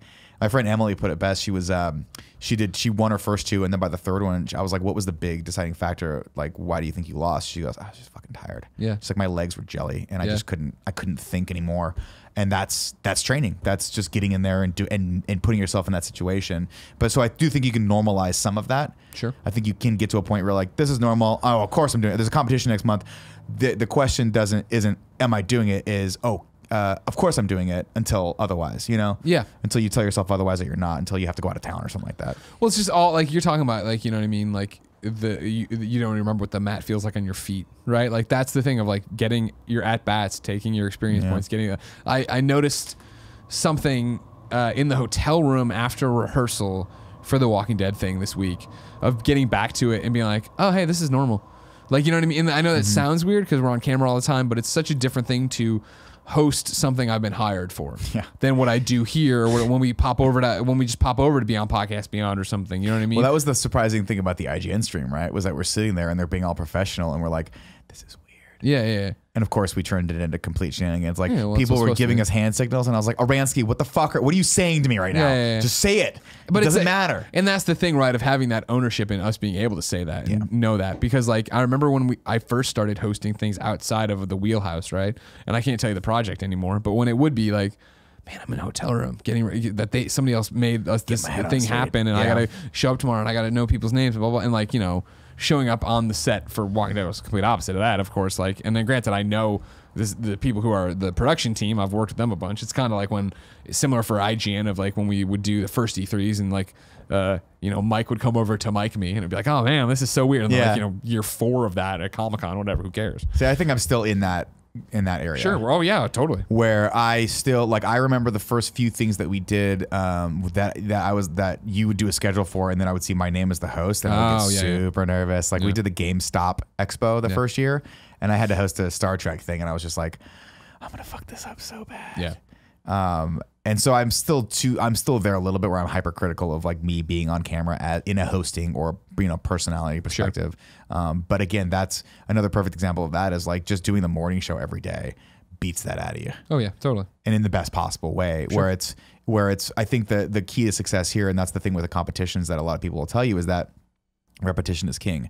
If you can do it as many times as possible, that's going to normalize it to you. And that's the same with on-camera hosting, where it's like, because the more you do something, the less each individual like section or each individual instance of it matters. Yeah. You know, if I do 50 competitions a week, or not a week, a year, which is not possible. Say I do 12 a year and I win 1 or 2 of them, that's cool. That's great. Awesome, yeah. That's fantastic, right?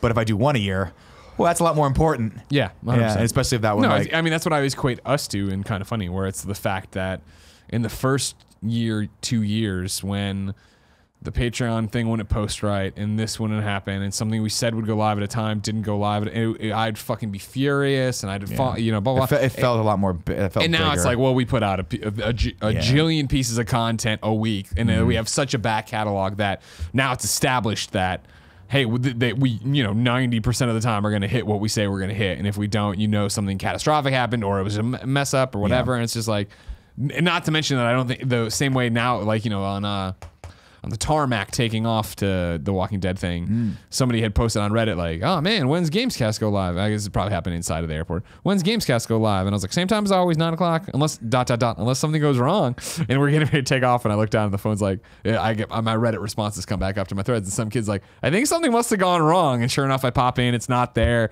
Slack out. All right. Joey responds, okay, it looks like it went up on Kind of Funny instead of Kind of Funny Games. Happens. All right. Classic Kevin's us. And it's just like, I popped in the Reddit thread and the guy's like, cool, no problem. And it's like, back at year 1, it was also cool, no problem. But I still felt like I'm failing and nobody understands like what we want. And like, no, people understand now. And it's I get it. The same thing it's always been. It's and I think that I totally get that. You know, I totally get that. And that's something I have to remind myself too, is like, don't insert myself in these situations, because we're moving so fast that it's production. There's gonna be errors. There's gonna be mistakes. There's gonna be times we fail. That's just the way it is. And the more you can look at that as not necessarily, I mean, it's bad and you obviously don't want to make mistakes, but the more you can look at that as a positive, like, okay, let's learn from this, let's move forward, the more it's just not going to bother you, because there's always a level of something that doesn't go your way. Oh yeah. And I used to let that bother me a lot. Yeah. And now I'm just like, well, I have the attitude of like, we'll get them tomorrow. Yeah, exactly. And it's the same in what we do here. It's the same sometimes when I host the morning show, I'm like, damn, we knocked it out of the fucking park today. We had a great show. I know people were enjoying that because I was enjoying it. Yeah. And then some people, I'm like, sometimes we'll have the morning show and I'm like, I think I was the only person enjoying that. You know, or it's the same with comedy. It's the same with jiu-jitsu. Yeah. Well, I'll go in and I'll have a great night of training and think, oh, this is fucking great. And the next day I come back and someone just destroys me. And I'm like, this is my first day. Like, what is happening? Why can't I do this? Yeah. And it's the same with comedy, where I went to 3 mics on Monday to prepare for that Tuesday show. And the first one went well. And the second one went great. I was like, I'm doing fucking great. I'm on fire. And the third one, I ate shit. Yeah. And it was just, you know, the way it is. How much man. are your acts new right now? Like from when I last saw it? I did 15 minutes last night. Holy shit. Which I think a lot of it you've probably seen, and a lot of it was very interesting and telling to be able to do 15 minutes.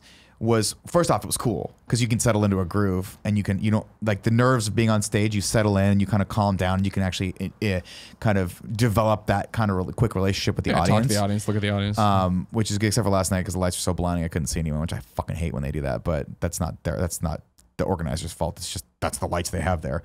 But I like Punchline because Punchline you can see people's faces, and it's small enough that you can actually pinpoint people in the back of the room, which is nice. 15 minutes. A lot of it's probably new that you haven't heard. Wow. And it's interesting because now that I look through it, I'm like, oh, okay, I'm starting to really notice that a lot of my material is just tonally off from itself. So some of it needs to be developed more. Some of it needs to be just thrown out the window because it's not working. And some of it's like super harsh. Some of it's super over sexualized. Some of it's silly. And some of it's really innocent fun, like stupid fun. And so I'm still trying to figure out where my voice is with all that.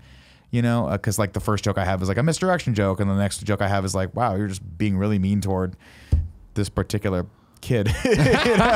So yeah, but it's interesting, and I like the opportunities to push myself, obviously, because I think that the more you push yourself, the more you have that opportunity to get that important data, and the more you have the opportunity to get that sort of like that learning experience, both good and bad, and having that 15-minute set go well was a nice little frosting on the cake of you know, of the middle layer being failing utterly at a jiu-jitsu competition, but then also having what I consider was our best stream ever, which was on Saturday, the actual live stream. Sure. We had, at one point I was like, are we fucking doing this? Like, this is so fun. When we were in the middle of Jeopardy, Josh Pretty, I was like, I literally was like, looking at the shot. I'm like, I'm so proud of us that this is actually working. Like Kevin did the fucking back wall and it was working. And I'm like, how is he doing that? That's so cool.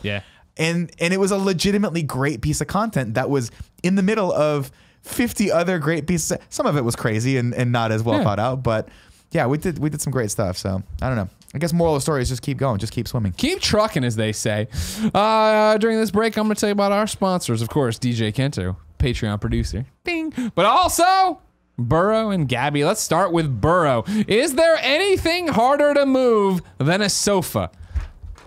No, not that I know of. I still have a phone. I still have an image on my phone of leaving my original San Francisco place, not Micah's house, but the place after that, where we pushed my sofa out the second story window, and then it's Sam Bishop, Hillary Goldstein, Craig Harris, I think, catching it, and then I stopped like an asshole to take a photo of it, of them holding up my couch on it. Burrow is changing all that with a fully customizable sofa that's easy to move and built to last. You're a monster. The modular design means your chair can become a love seat and your love seat can become a sofa simply by adding one seat at a time. Who is using this? One of our, we definitely have somebody using this that we sent in to do this, right? The modular, is it Tim? It might be Tim. Might be Tim. I think it's Tim that's using it. It is Tim. He likes it a lot. He went online to burrow.com. You're able to personalize it. You can get the right arm height, sofa color, leg material, and size. Cool, Greg, from what I understand, you've sat on Tim's Burrow sofa. What'd you think of it?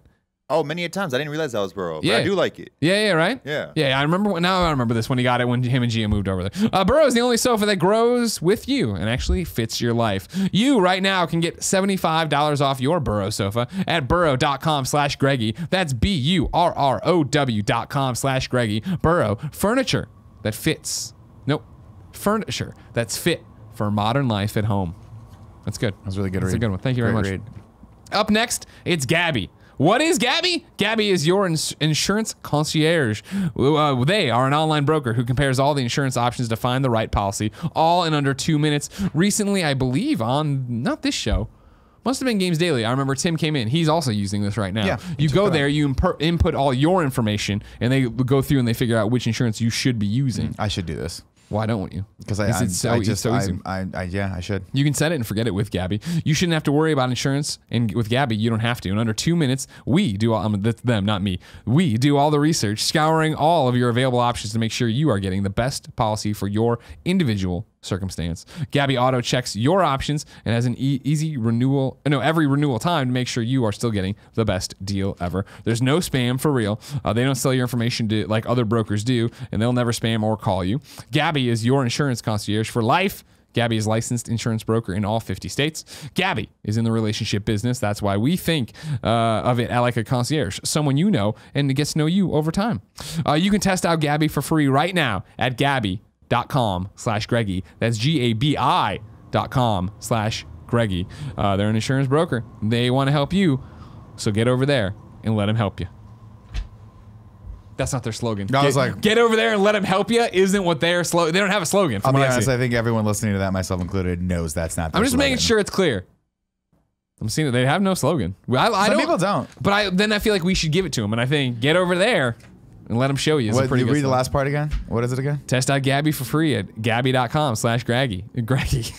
Gabby. Get over there and let them show you. Get over there and let them show you. Just get over there. Get over there. Just get over there. Get over there. Get over there. Get over there. That's good. Gabby. That's actually really good. All right, cool. Let's go with that. Nick. Yeah. You get the choice of what the final topic will be. Love it. We can either use yours that we didn't use on the Josh McCouga show, which I'm going to say, we can say for whenever. Sure. Movies you wish you could unsee. Oh, yeah. And then there's also the topic from Amir on Patreon. Or I'm sorry, Amar on Patreon. Remember this one, the British royalty one. Which one was that one? Amar says, you've been made a British aristocrat, parentheses. Turns out you're some long lost heir or what have you, end parentheses. And you've been given the funds to design your own estate in England. For simplicity's sake, let's say Duke/Duchess of Cleveland. Tell us about your new life. How would you design your estate, reign as a Duke/Duchess, interact with Her Majesty, etc.? That's fun. We're doing that? Sure, why not? Amar from Patreon writes in for this topic and says, you just heard it. We're British aristocrats of Cleveland. The wheels are coming off. I've been on camera for 17 straight days. And if you've had to guess, how badly do I have to pee right now? Oh, I got to pee too, so I imagine you're even worse. Do you want to just leave dead air while we go pee? No, Joey can come in, you can pee, and then I'll pee, and then we'll do the British aristocrats. That sounds good. Joe! Could you fill in for me for a second? I have to potty. And then you're going to have to fill in for me while I potty. Yeah. Okay. But right now we're doing, get out of here. We're doing. Tell her what the topic is so we can keep it going. You can start it. All right, Joe? That because you'll be here for 2 of them back to back. Amar. You're the devil. Amar from Patreon writes in and says, you've been made a British aristocrat. Turns out you're some long-lost heir or what have you. And you've been given funds to design your own estate in England. For simplicity's sake, let's say the Duke/Duchess of Cleveland. Tell us about your new life, how you would design your estate, reign as Duke/Duchess. So wait, interact. This is in England or like I'm an American? He immediately changes his own idea, so I don't know. Okay. Design your own estate in England, he starts with, and then he says, for simplicity's sake, say the Duke of England or Duchess of England. Cleveland. I have to live in Ohio? I like the idea that we have been made. There's some weird thing that I got adopted and my parents never told me. It's Princess Diaries reboot, and somehow in this exciting. we are taking over Cleveland. That's what we've been given in this. Oh, I don't want to take over Cleveland. Too bad. That's what you got now. Okay. What does my estate look like? And that means you're home, I'm assuming, right? I assume so. Cool, Greg. Give me a Google search of British estate and make sure we're using this correctly. I can call Lucy too, probably. Lucy James, clearly. Actually, that's probably a better service. Hold on. But where do you start with this one? Where do I start? Housing estate is a group of homes or other buildings built together as a single development. So this is like a compound of some sort, right? This is usually what it sounds like. So obviously I want a giant house because I live in San Francisco and I live in a shoebox currently. So it'd be nice to be able to have some sort of like room for activities. So I feel like every British estate has some sort of like mansion-y type thing, right? Sure. I would also like some sort of like concert arena or sporting venue. Okay. I want somewhere where I can throw giant parties and have cool people come over. Okay. So you're taking like the Buckingham Palace route here. Okay. If I'm gonna have some sort of estate, I want it to be giant. Okay, that's fair. I think that comes with the name estate, right? Yeah. I threw that at her later. All right, now you sub in. I'm gonna pee. We're still trying to come to grips with what exactly an estate is, and we've taken over Cleveland. I don't know. Why do we have to be in Cleveland? First off, my first act as king. He's moving out of Cleveland. Moving us out of Cleveland. That's fine. I've never been to Cleveland, but I can't imagine it's better than Southern California. So what we're going to do is we're going to move our English estate to the, what do you want? I'm looking at this. Yeah, you can read that. I feel like we're gonna move it closer to like I feel London. like we should have a collective kind of funny estate, and we all have to pool our ideas. No, absolutely you just want not. a Nick Scarpino estate? Absolutely not. If I become royalty overnight, I am ditching you all faster than a bad habit. That's what I'm gonna do. Wow. You guys are allowed to come visit my estate, okay? But what I don't want. What kind of visitor privilege? Here's what I don't want. I don't want to live in an estate that's amazing and like historic and have Kevin hang wires poorly all over it and tape shit to the wall that eventually after 6 weeks is just going to fall off. Yeah. Okay. And y'all know what I'm talking about. Yeah. You've seen multiple instances of that. So no, specifically you guys can come his over. Office. Exactly. But if he's not working, if he's just a visitor, he in theory, well, I guess it's Kevin, so he's always going to be tinkering every time. If it's Kevin, he's going to be tinkering, and he's only allowed to visit if he walks in, puts on the outfit that I've bought for him and become my manservant. He'll be my manservant outfit. What is that outfit exactly? I'm going to call him. I want to know. Yeah, I'm going to call him Mr. Belvedere. It's going to be a full tuxedo, and it's going to have tails, and it's going to have like one of those fluffy thingies, cravats or crevasses. Sure. What are you talking about? You know what I'm talking? Like, you know when they not a tie, whatever the other thing is that people wear when they get married. An ascot? Ascot. No. That's like it's something else. It's like a French tie. It doesn't matter. Kevin's gonna be my little butler. Okay. Cool Greg is allowed to live there rent free though. Wow, man. And Cool Greg. What we'll do is we'll take the most historic part of the estate, the part that's like impossible to redo the exterior of, not the main building, but like if there's like a mosque or like the family's buried there, Cool Greg is allowed to tag any of that stuff he wants.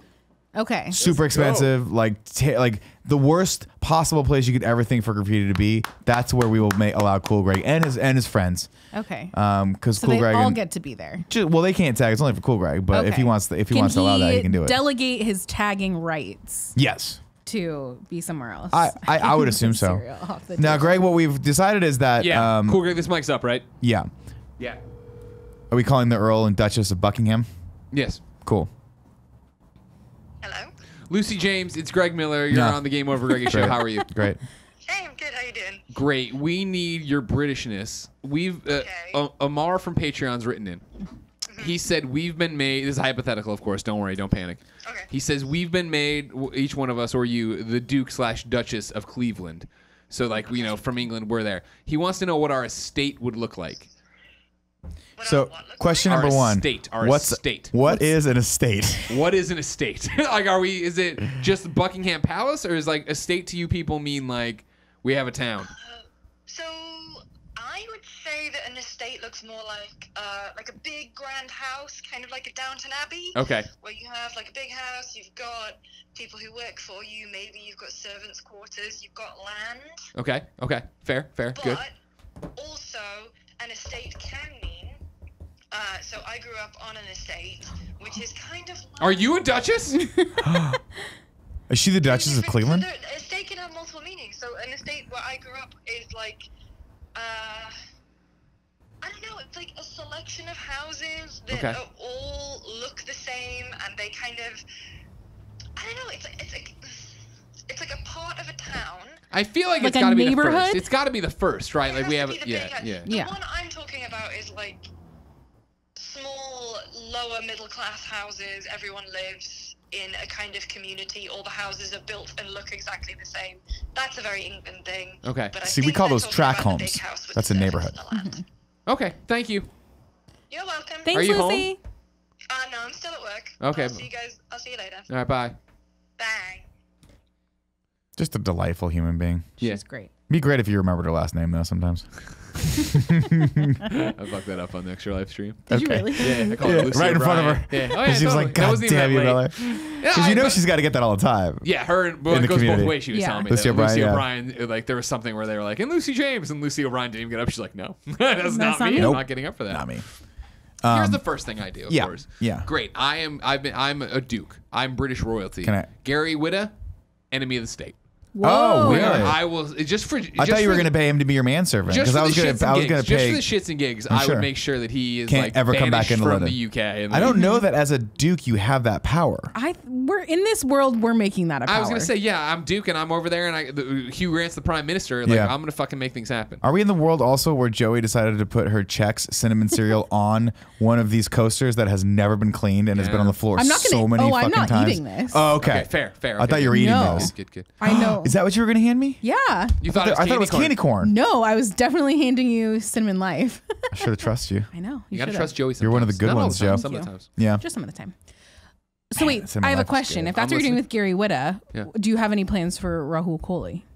Oh, man, the funhouse fuck? Yeah. I feel like here. Oh, I got you. Ooh. Greg, call me. Greg. Hold on, I'm thinking about what I want to do to him. Greg. I also have a really great idea. Yeah. Okay. Well, fuck. Hold on. Shit. Okay. I mean, I went first. I buzzed in first. What do you got? I think you bar him from ever leaving the country so that he can never collaborate with Funhouse ever again. No, you've seen them. They're so in love. Bruce would sneak over in a box and make videos. That's fine. Bruce can come in, but once he's there, he's trapped. He's trapped in London. Tear up his passport. You know what it's like? One of those boxes that you can only open, like you push through and then it closes on. Traps. That's what it's called. Like a fox trap. Yeah, rat trap. That's what I'm thinking of. Because we're gonna trap this rat. We're gonna trap that fucking rat. That rat, Bruce. Sure. Son of a bitch. I have an Joey, idea. you got. We just you usurp him and you take him and you permanently make him impersonate Andy Cortez. That's not bad either. Well, also, but the door swings both ways on this because we still have Andy in this equation too. Sure. Andy, we could make impersonate Rahul. We could also send him. He can be our errand boy, but he also has to dress like Mr. Belvedere. Either of them, really. Okay. Because I think that one of the fun things about having power is how much you abuse it. And I think you can just pay people to do really, really sad. And that's my thing is what I think one of the things I would do, of course. Have you ever seen Man in the Iron Mask? Yeah. I would put Rahul Leonardo Kohli in the DiCaprio? Iron Mask. You know what I put mean? Andy in an Iron Mask? No, real Rahul Kohli in the Iron Mask. Andy's too pretty for the Iron Mask. Now, here's the thing. We're talking about everybody who's wronged us. Gary Whitta, Rahul Kohli, right? Naturally. We got to start paying it forward to the people who've been good to us. Cameron Cuff. Make him president. Yeah. Exactly. He could Prime be the Minister Prime for Minister. life. Yep. We put him on the money. We also get them on the dollar because it's just easier. You take Theresa May, you throw her on a boat with Tony Blair so he can't come back either. Marissa Tomei? Theresa May. Who's Theresa May? Isn't that the current prime minister? I don't fucking know. I think so. Yeah. Yeah. Do you take I whoever like the the current idea prime we have minister out. Marissa Tomei in this way more than her. Oh, you know what? We're brainstorming. Why not? Sure, Why not? yeah, okay. Marissa Tomei comes in. Yeah. She can hang out with Cameron Cuff. She can be the queen. And that's the biggest thing is I understand. The queen to his prime minister. Yeah. This is Perfect. the Queen. big We'll thing. call As Marissa Tomei the queen mother. we've come in with a lot of power here. Yeah. Obviously. And the question really is, and I understand, again, and this is open to interpretation, whatever, blah, blah, blah. For me right now, America picking itself back Number up. one. Right? Yeah. Okay. Got that Congress. No, House, all right? Yeah. House Congress. Yeah.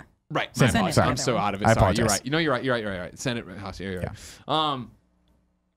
Do we go over there as this Duke, that Duchess that's taking over? Do we go over there and are we building it into the England we want it to be and need it to be, or are we going over there as sleeper cells? And this is going to be the 51st state at some point.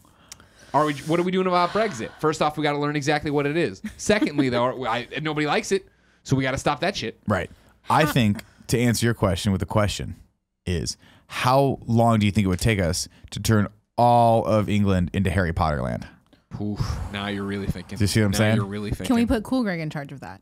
Oh, yeah, there's no better man. Like when we make the announcement, we were like, there's no man better suited to run Harry Potter land than Cool Greg. And but there's he no just tags everything. Just be real clear.